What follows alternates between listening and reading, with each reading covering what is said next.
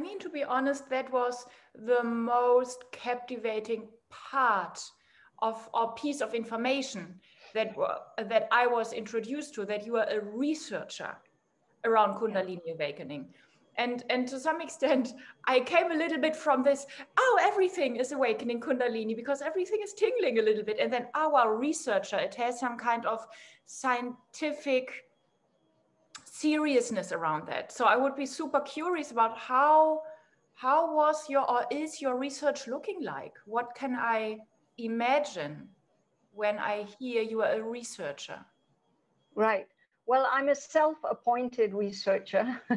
It's not that I've been trained or certified to, or recognized in a worldly sense as a researcher. But what that means for me is that I have been in an ongoing process with intersecting circles or groups of very unique individuals over at least 12 years in some case, 8 to 12, approaching 12 years. So I've been able, with the support of these individuals as willing volunteers, to document the whole experience day to day as people are both having these extraordinary experiences, but at the same time living ordinary seeming lives.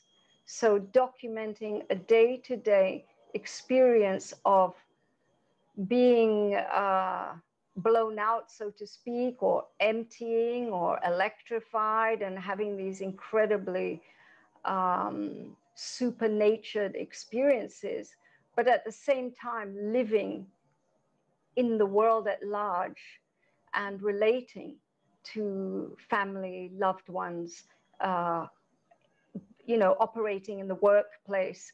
So this documentation, day-to-day documentation with various individuals, and in many cases, individuals who have never met each other before, they've never had contact with each other, and remarkably, individuals who come from all walks of life, from all different parts of the world, different ages, different generations, coming together, having had no previous contact with each other, but clearly me being able to see, along with others as witnesses, that they are correlations, that they are patterned ways of being. And my deep interest has been to allow for those raw experiences to unfold as a natural matter of course, without systemizing or institutionalizing or developing any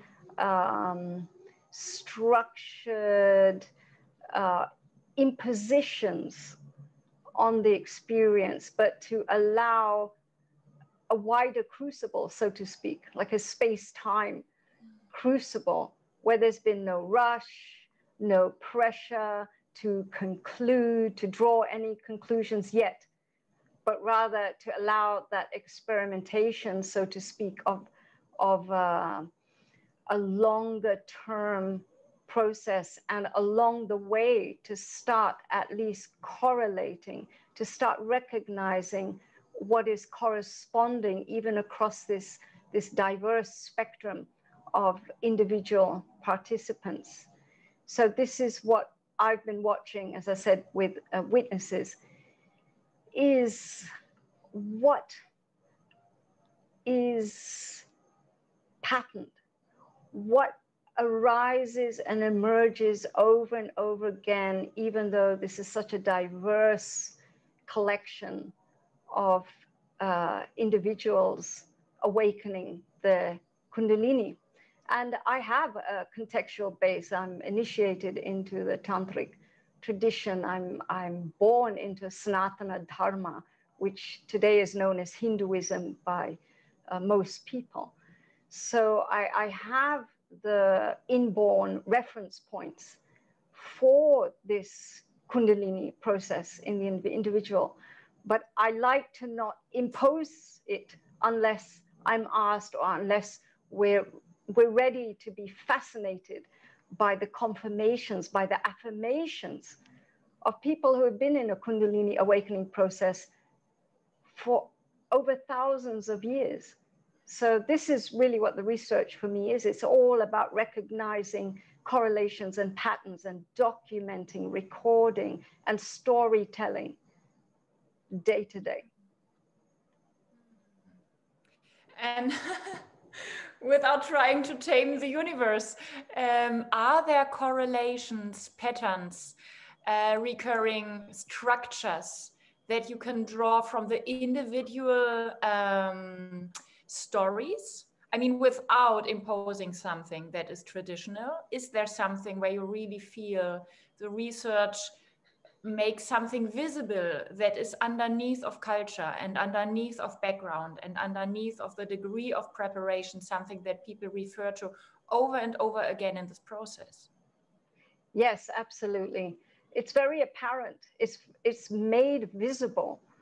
These archetypal or universal roles, and it's like a living myth. It's like participating in a living myth that's a continuum, so to speak, such that, you know, there is an apparent beginning, middle, and end, and yet at the same time it feels like a timeless recognition with co-creators. And you know, it's very often it'll be like we're sitting together, and as the Kundalini awakens, there's this understanding that, and people say this at different times over the years, they will say the same words, and they've never heard it said before, but they will say something like, we've been here before. We've been doing this before. So the recognition is made apparent over and over again. The recognition, the visibility of forms, of archetypes, but also function, a recurring function that is not separate from the form or the archetype. So the whole process is making visible innate functions of being, of interrelating, of co-creating, of sustaining, but also dissolving. It's beautiful that I think you have been the first person talking about Kundalini in terms of reawakening. And I love that so much, because the more I become slowly familiar or more familiar with this incredible force, it is something of, this is known better by my system than anything else. Like, this is the beginning of the real reality. Everything before has been a make-up reality. And you then giving me this word of reawakening is something that, like, yeah, reflects this remembrance. This we have been here before. We know each other deeply. So the reawakening, could you talk more about that? I ask also from the background because in Western, I could say naive attempts to awaken Kundalini, it often comes with a kind of, first of all, it's not a process, it's a big bang, and then the universe, it's born, and then it's over. So that's the thing, a boom, and then the Kundalini is fully awakened. And secondly, it comes with a kind of force, as if it would be something external that has to be manipulated in order to starting to move, like as if it would want to sleep. So could you talk about the reawakening as the kind of, yeah, it has never been a way. It has never been something else than a core or an essence. The Kundalini energy, the serpent power, is understood, is experienced as a latent power, the power of reality itself, the very same power on a micro level as would be the macro power that unfolds every form, every process, every role play, every function, including the function of sleep, including the function of waking up from sleep, and all of the levels in between, from the deepest sleep to bordering at that juncture, like a dawn, where we start to come awake, where the senses reboot, so to speak, so that we can start to perceive the outer world. All of those functions, all of the forms are made manifest by the same power, the same energy in all of her different capacities. So it is latent. It is an inborn, inherent, innate potentiality. And in the Sanatana Dharma tradition, there is an understanding that this potentiality is a birthright. It's an inheritance. We inherit the power of the universe or the multiverse in our own microverse, in our own individual being. And our own individual being came to be through the grace, the power of this source, consciousness, energy. So it's only a matter of time, in a way. And certainly a yearning, a desire that could accelerate that natural process of reclamation, of reclaiming the power to multiply and to perceive oneself as consciousness in every form. It's only a matter of time. It's a natural matter of course. It's an uncoiling, just as the fetus uncoils, so too does this formlessness, this limitlessness within us that is the consciousness power of every form and limit itself. It's so beautiful, because again it touches this matrix that we touch on so often in these conversations with you, how much this is coming home instead of adding another layer of violence or manipulation to the own system. And still, Uma, I mean, I might ask that as myself, but also for a few million other people. There is a difference between people sitting with you and people sitting with, for example, me. I mean, it's not only a matter of time. I could boil it down to that. What do you think are the necessities?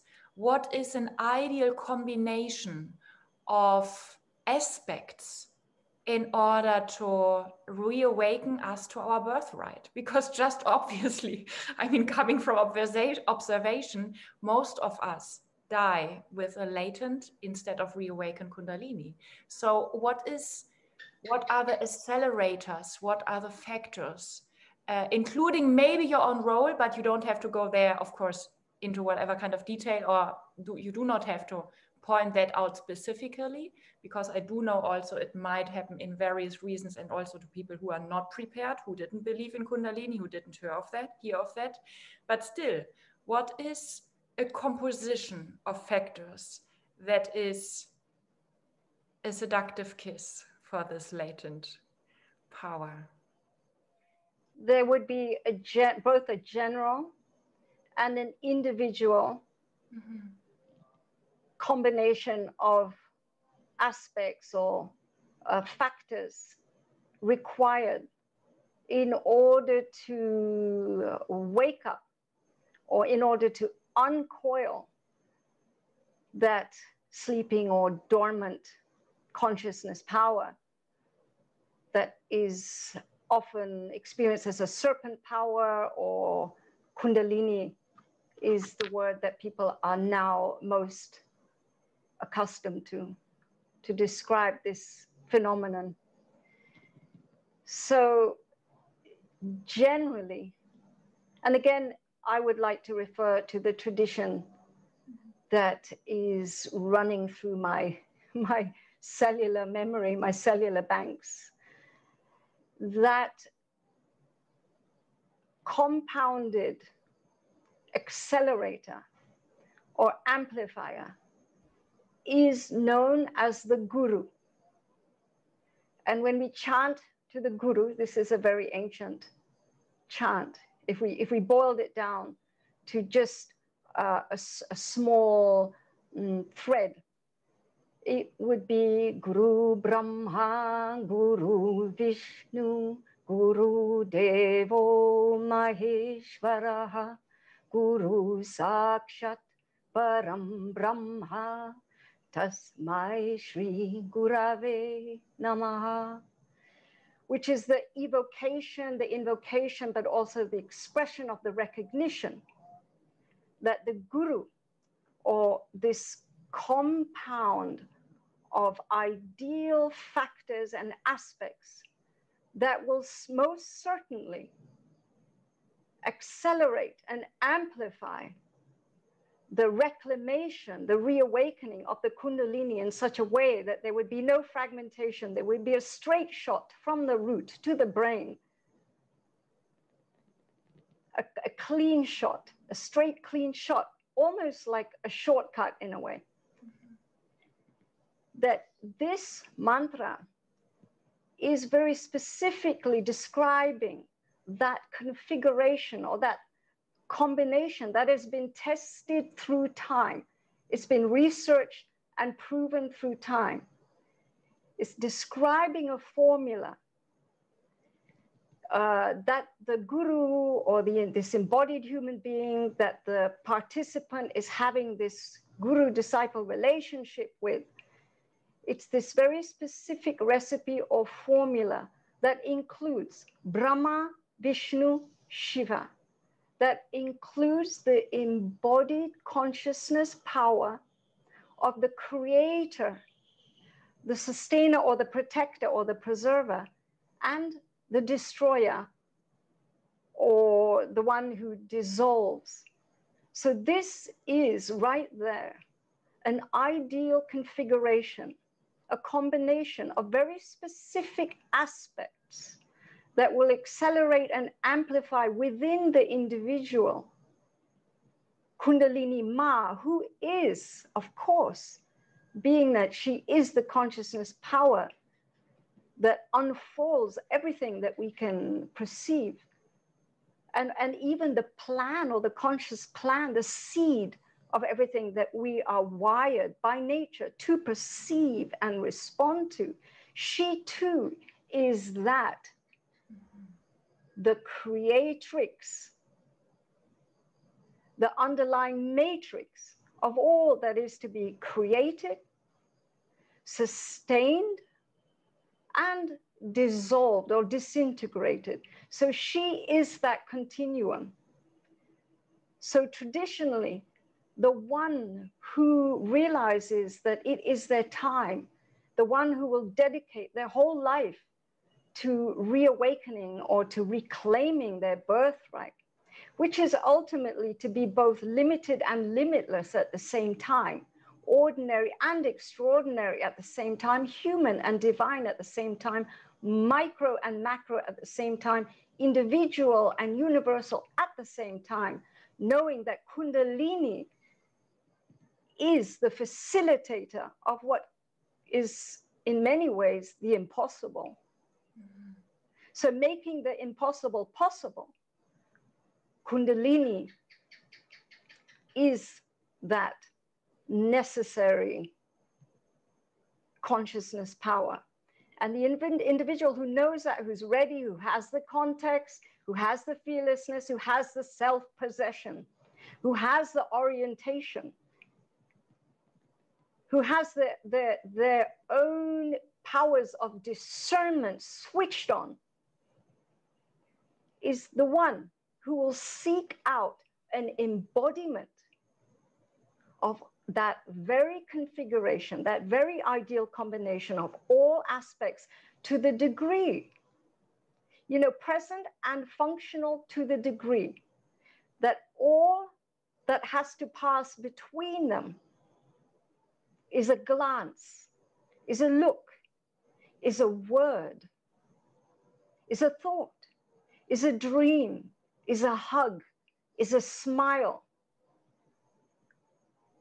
Because within each smile, within each glimpse, within each word is the consciousness power of the continuum, whether that word is to create, whether that glimpse or that hug is to preserve and sustain,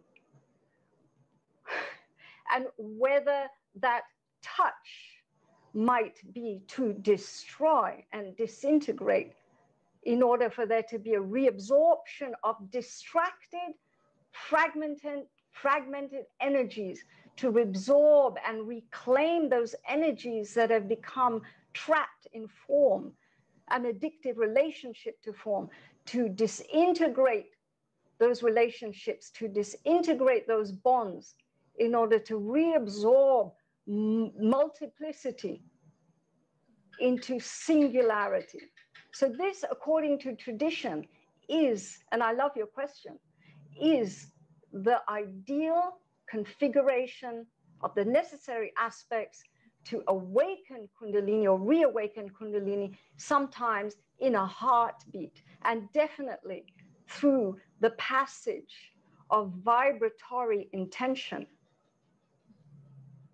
So that's one way. Today, it has been prophesied in different traditions, certainly in the Sanatana Dharma tradition, it has been foreseen and foretold that the age we live in now is an age where the impossible is made even more possible. The veils are thinner. You might hear that quite often. And things are upside down, the age of the paradox in some ways. Whereas in a different age, we would have had to work harder. We would have had to work longer.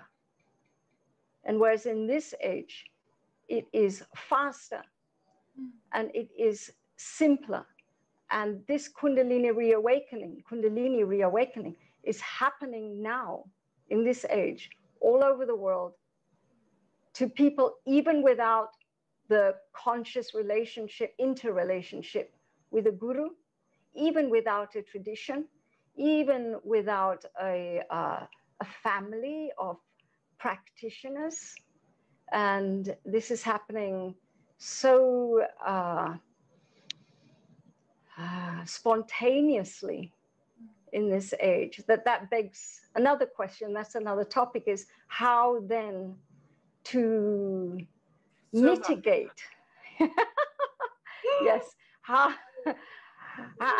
then to survive, how then to mitigate the fallout of these spontaneous and instantaneous, sudden and very often unexpected encounters of the individual, ordinary seeming person with the extraordinary, universal, cosmic reality. So touching what you say. I mean, first of all, what you describe as, again, the individual creating the ideal general container, and the individual not being a victim to the awakening, but more so the creator. So that's so beautiful. As we also touched in the guru-disciple conversations or aspects, it is the disciple who leads himself, herself, as the human into the divine, the divinity inside. So beautiful. And yes, I want to jump onto the second part of what you shared around, it might happen without a context, and it might happen without preparation. And that is how the topic of Kundalini in a serious way became urgent to me. I mean, there was no way around. I have to deal with that. I have to figure out how to handle that. And the two biggest areas of challenge are ongoingly a kind of challenge in my nervous system, in my adrenals, just in a very, very basic sense of how do I get enough minerals for this process? Just super simple day-to-day stuff. And the other thing is exactly I was surprised by that, with the heaviness of the heavy burden on my shoulders of my culture of you are human. This is not divine. You are not meant to be limitless. You are not meant to be immortal. So this was such a struggle in me because there was a force unfolding and making its way through my systems and cells with some kind of, no, this is not a discussion. I will just do my job. And I was like, whoa, okay, this is happening for real and challenging me to sacrifice my human self-images as a kind of humanness as opposite to divine, or mortality as opposite to immortality. So of course, it's not that now I'm not human, not at all, quite the opposite, hopefully. But there was a surprisingly deep, challenging fight for taking myself serious, because not taking myself serious in the definitely also transcendent, also spiritual, also consciousness exploding experiences would have been me causing suffering in a really severe way. And at the same time, the taboo, the collective taboo amongst humans of experiencing themselves in a grounded physical way as expanded, to put it into these words. I mean, I don't want to say great or whatever, because it sounds like ego, and it is the opposite. It's the most humbling experience, being exposed to this inner vastness and powers, and like, take it or leave it, but that's you. I mean, digest it or not, that's up to you. And to some extent, just to put that into this conversation as well, my first real encounters with the Kundalini energy were really, really the end of me taking that lightly, or of me taking that like as if it would be a hobby. It's really something that you listen to instinctively, like whatever this force needs, you better do it in the very first moment you figure out what it is. So there is some kind of, I mean, maybe I'm talking about that in these rough terms because I really had no tradition, guru, idea, etc. And my first real encounter was with an amount of pain that was maybe comparable to some women giving birth. I have no idea, but it was intense. But still, yeah, the multidimensional macrocosm, being in the microcosm, it's a thing. It sounds wonderful, and it is wonderful, and you don't want to change it, and you hope to survive. Yeah, I want to go back to your question, because it's related to everything that you're saying now. For me, is your question was what aspects, what ideal combination of aspects are required in order for this reawakening of Kundalini to happen. And we're talking about the spontaneous reawakening, or we're talking about the very consciously prepared for and assisted and contextualized awakening that has been proven over the ages. And I've been saying how in this age there is an acceleration. My master used to say this is the age of hyperspeed progression, and it's written in the text and transmitted orally over the ages, that what in the past you would have to labor, as I was saying, for a whole lifetime or lifetimes. And this touches back on what I was saying when I said it's a matter of time before we reclaim our birthright. Life, when I say time, you know, in the tradition I'm referring to, Sanatana Dharma or the Hinduism tradition, that could be lifetimes or various incarnations. So, you know, there is that path where there is no rush, it's going to happen anyway. And then there is the yogi or the tantrika who is oriented to only that, the reawakening or the reclamation of the birthright, to be both limited and limitless in a functional way, within this life now. So in this age, if we get now more specific, in this age, and if we go really specific and talk about you said that your reawakening happened, you mentioned pain. There was intensive pain.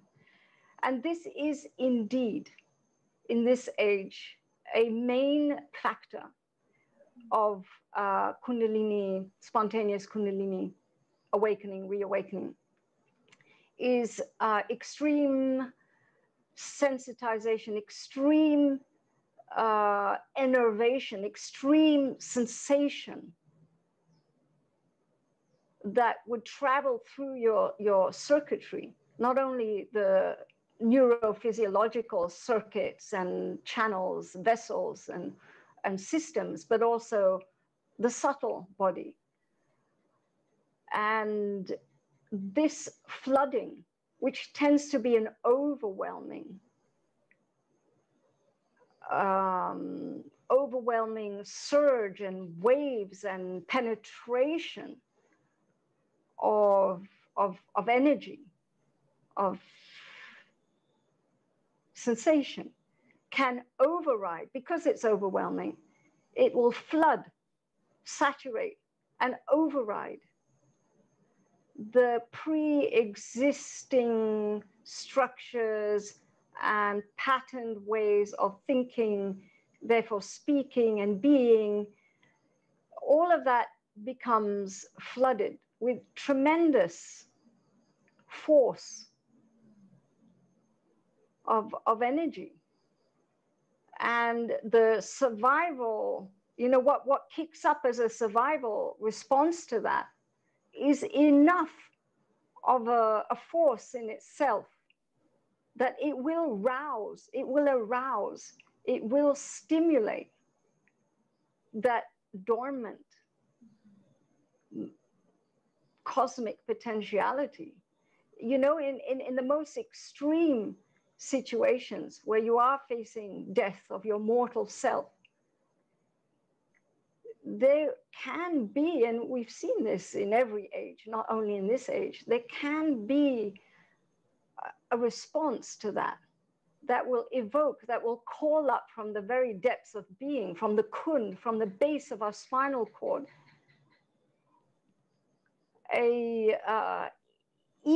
at least equal, if not more, of a ferocious, towering, immense power of responsivity, because you're choosing life, you see. You choose life. You choose to surmount, you choose to overcome, even if you're not conscious of it, that's what's happening. And so you're calling on your greater expanded being just to not only face and confront, but to power through the seemingly impossible, which is to bear the pain, to survive the pain. You have to meet and power through the apparently impossible. And it'll stir up the Kundalini from the base. So pain is a, and it's not, again, not just this age and not just in the modern world, but in many nature-based cultures, there is the conscious use of pain applied, again, penetrated and circulated through the nervous system to call up these powers to accomplish the mission impossible. Mm-hmm. So pain is, yes, it is an ideal aspect or factor in this combination that you asked about. Pain and hypersensitization and overwhelm and overriding of programmed ways of thinking, speaking, and acting. All of that gets override. One of the factors or aspects of that ideal combination is to be flooded saturated, permeated.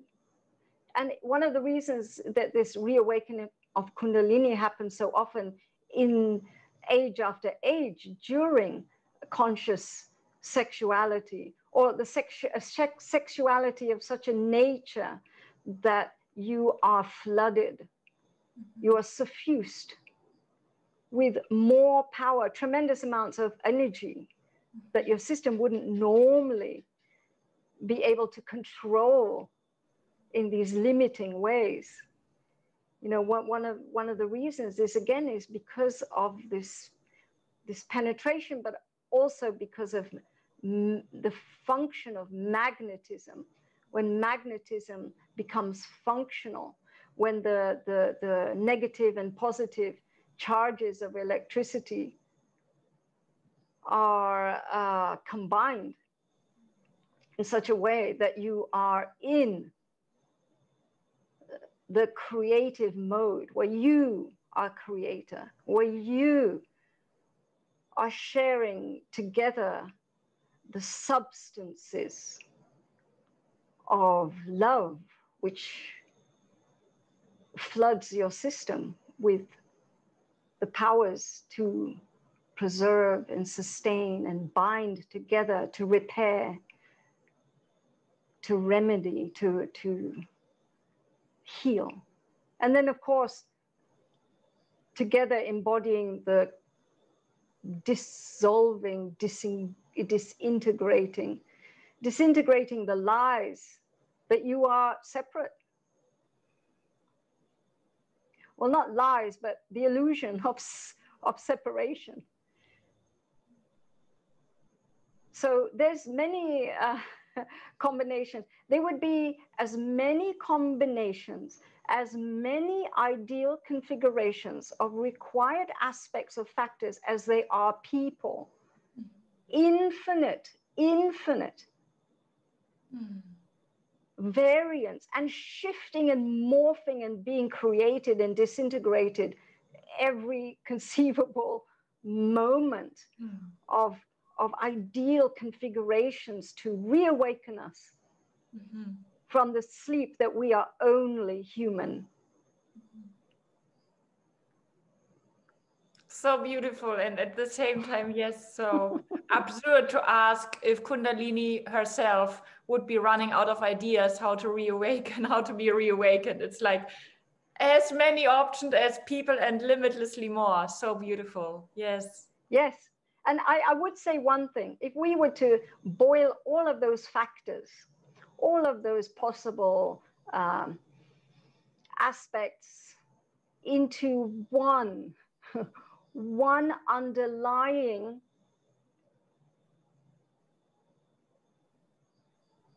power to reawaken, to reclaim our birthright, it is essentially vibration. Vibration. And again, we talked about glimpses and touches. We've talked about sounds and words. We've talked about being in the presence of embodied humans, which don't have to be guru, by the way. I refer to guru because that's a tradition that I'm initiated, born into, and what works for me, which may not work for anyone else. So if we even took away those Sanskrit words, we could just say any other embodied being who has already awakened their Kundalini, and not only awakened the Kundalini, but who is sustaining that consciousness power as the lifeblood, the very lifeblood, life breath of being, whether in limited or limitless expression. And generally, it'll be both at the same time. In an awakened Kundalini being, it'll be both limited and limitless at the same time, because Kundalini will sew it all up together. It'll weave those polarities back into a singularity that is both defined and unified at the same time, so that we could both perceive limitation as a defined aspect, functional in and of itself, as well as being able to experience limitlessness without being polarized between one or the other. So being in the presence of an embodied human being will have an impact on you in such a way, like being with a tuning fork, where you start to tune to the same frequencies of functional presence and potentiality. And not just one human being with a circle of human beings where you're oriented and resonating at various frequencies, that will be the ideal configuration. So again, if we just simplify vibration, everything is vibrating. That means anything and everything at any time, in any space, could be the trigger. Mm-hmm. But your question is perfect. I love this question because it does take a combination. The combination of you as the perceiver and the phenomenon that is being perceived. So the combination of the perceiver and the perceived. And there's this understanding that it's not just even two, it's the field of perception that is essential, the underlying substrate, the substratum of the perceiver, the perceiving, and the perceived, all three at the same time. The knower, the known, and the interaction of both, which is the knowing. So this is the ideal combination of factors. It's a triumvirate. The threesome, the triangle, the first form, whether it's pointing up or down. Mm-hmm.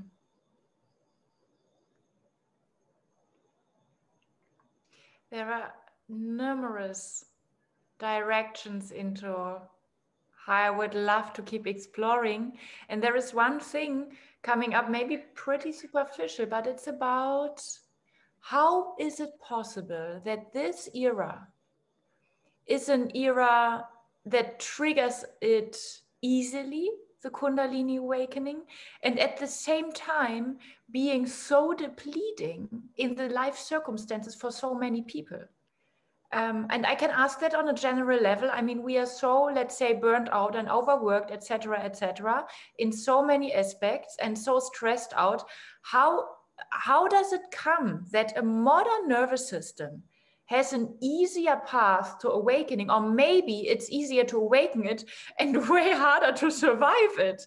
Because maybe when I talk about our first conversation that we recorded, it was about living off the grid. I mean, living in nature, being in sync with nature instead of with EMF fields in a big city. That is something that you called as essential. So essential for your nervous system being able to carry on this process after awakening. I'm just super curious, how does it come that this era has some kind of complement around the Kundalini, is some kind of Kundalini talented? It surprises me. Yes, it's a paradox. Mm-hmm. And so, you know, when people living in the modern world and ideally confronting or becoming aware of all the abuse, the damage that they have suffered, whether consciously or unconsciously, over the duration of their life, whether willed or not willingly exposed to, all of this depletion, as you say, is a stripping back. It's a stripping back of the defenses. It is an exposure, and it is a process of coming closer to the nerve, so to speak. Yeah. We start to cut it really close. We are laid open, more vulnerable. We could be in situations or ongoing processes where there are not the typical or the expected, needed resources to tap into But here's the thing, the way that people have been tapping into the resources, not only their own inner resources, but nature's resources, the environmental resources, has been in these programmed, conditioned ways. And it could be that the way that we have been surviving, the way that we've even had our needs met, and we've been taken care of, or we've been taking care of ourselves, are limited. Mm-hmm. So, you know, I'm someone essentially who sees the silver lining of that in darkened cloud, and I see very much the curse as a blessing. Mm-hmm. And so I see this stripping back and this emptying and this vulnerability and this hypersensitization and this exposure as a accelerated training, mm-hmm. as a big push, you know, forwards in this way that we don't even have the choice as much as we would have in other ages. It's a choiceless choice.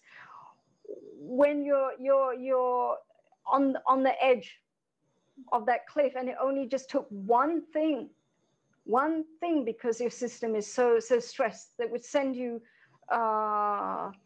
falling into the seeming abyss, into what is called the dark night of the soul, right? Yeah. Today. And so it just took one little thing to send you flying. I've met people in my research who have had their Kundalini spontaneously awakened because they literally were pushed off a cliff and they landed. And when they've landed, whether it was coming off a horse, whether it was some terrible injury, accident, so often that was such a massive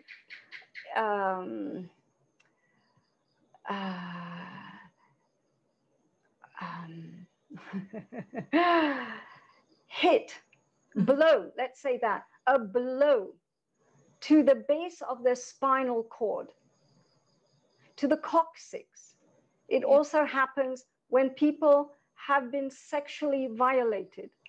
So I've met numerous, I mean, I couldn't even count at this point. I would have to look through all my records. There are so many people who have come to me with Kundalini awakening experiences, people who are activated.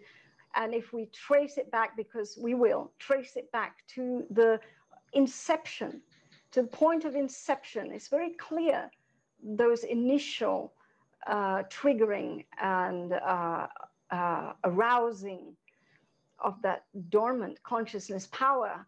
There are so many of them who have been violated, sexually violated, abused, and have had to face, literally, physically, the unbearable, mm-hmm. the inconceivable, yeah, wow, the inhumane, mm-hmm. the absolutely twisted. And this was the very blow that awoke the Kundalini, the serpent power. It's so fascinating how again and again we touch on the momentum of trauma and as an opening door to being initiated to divinity or limitlessness. And it is a kind of limitless experience, because I think in the essence, trauma is a full death experience. If you zoom into that, something dies inside. So you know death intimately by being traumatized. And this opening the multidimensionality, without glamorizing that, without minimizing that, but really it opens up to something beyond duality and beyond your kind of conditioned orientation, and you somehow can't fall back from that. You might suppress it, you might suffer from flashbacks, etc., but a trauma happened. It will never be unhappened. That's such a a strong relationship between suffering and the end of suffering. It's so beautifully and stimulating into so many directions that really cross cultures and really, I think, cross cultural traditions and spiritual traditions in their terminology and in their way of how they refer to the same momentums over and over again, something being too much. If we talk about pain or exposure. And just one small fragment from my side. It's interesting how you refer to, for example, me, I experienced it day to day, this wasn't my choice, being somehow fried in the MF fields in big Western cities. And there is a parallel to Kundalini phases where the energy works primarily in my nervous system, underneath the skin, especially, I mean, in my case, in my hands and in my feet, a little bit in my head. There is a kind of electric charge of heat, of friction, of drying that feels very similar to the EMF fields of my culture that I'm living in and that surround me 24/7. So that's super interesting. The parallel or the reflection of exposure and our most dangerous maybe health risks in modern ages being a curse and being a kind of blessing.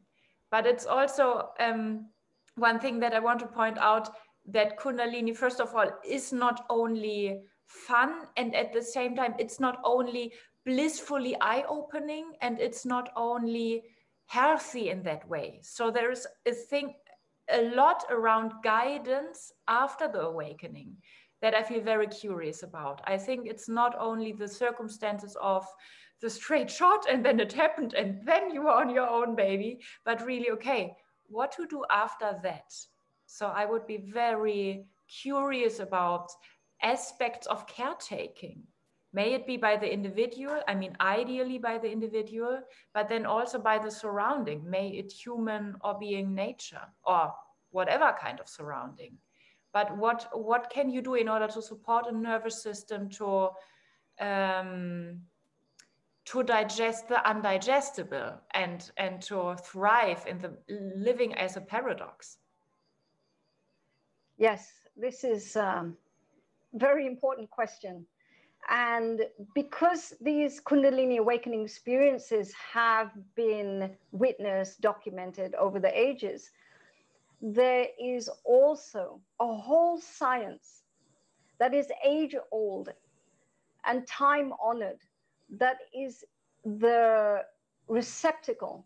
It will answer every and any question there is that they can be posed, I feel, in my experience, to the questions of how to support the human being in their limitless form, how to support the human being in their limited form in such a way to protect them, to strengthen them, even as they start to allow for the osmosis, for the penetration, for the saturation, for the circulation, and eventually the assimilation and the embodiment of the limitless. How to preserve the changing form at the same time as embodying the changelessness or the infinite or the immensity, the overwhelming. And this is therefore going to be a vast topic. And what I'm talking about, the science that I'm referring to now, is Ayurveda, which is the science of life. And it is the science of longevity, how to live as fully as possible on all levels of being, how to hack contentment itself, a functional, integrated, holistic contentment and freedom for as long as you wish. And this is Ayurveda. So right now, I'll give you one answer, because I agree even though we're in this age and we're being stripped back and our nervous systems are being overwhelmed and stress is becoming very much the norm, and we're experiencing hurry sickness, I would say that one thing, we don't have to suffer, that there is a way to live, to be both in the world, to be both on the grid, but then at the same time to strengthen resilience, to shore up and bolster and replenish and have a rejuvenated system, that we can have both at the same time. And the key would be to look to the nervous system and to protect the nervous system, but not just the nervous system, obviously the endocrine system, and every system within the system, the digestive system, the circulatory system, the respiratory system, is to really take care. The science of self-care, the art, the master's practice of self-care, from the very moment you open your eyes and you become aware of yourself as you start to wake up in bed, to the very moment you turn the bed down and you slip under the sheets again, that there be this art of living in such a way as to adapt and integrate into this world to protect ourselves. So again, to embody these three consciousness powers: creation, preservation, and dissolution, day to day. This is Ayurveda. And this is, it opens up a whole a host of possibilities for us to talk about.